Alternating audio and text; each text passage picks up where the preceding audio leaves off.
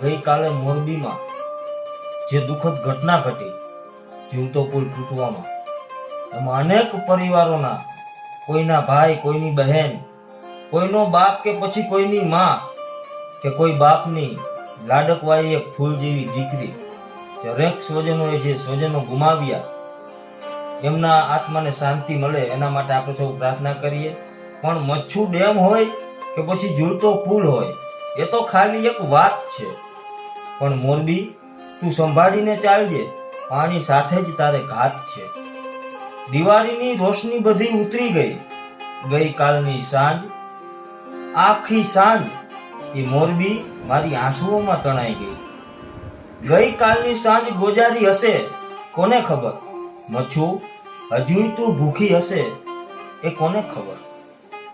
માતા રડે, રડે ક્યાંક બહેનને ભાઈ, હૈયા ફાટ રુદન એક પિતાનું હશે, એ કોને ખબર? વિખૂટો પરિવાર કરી તને કાંઈ જ નથી પડી. મચ્છુ, તું આટલી ઈર્ષારી હશે, કોને ખબર? ખિલખિલાટ ઝૂલતી હતી કંઈક જિંદગી, અરે ખિલખિલાટ ઝૂલતી હતી કંઈક જિંદગી.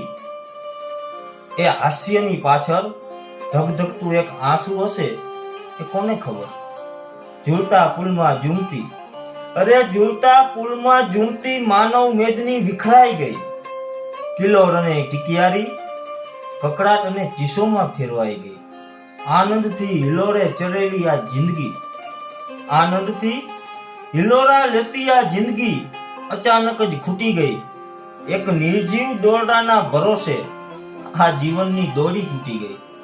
રોતા આંસુએ માતા પૂછે, અરે રોતા આંસુએ આ માતા પૂછે કે હે મચ્છુ, તારી મમતા કેમ ખૂટી ગઈ?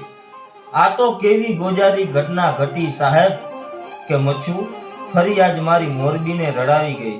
મચ્છુ ફરી આજ મારી મોરબીને રડાવી ગઈ.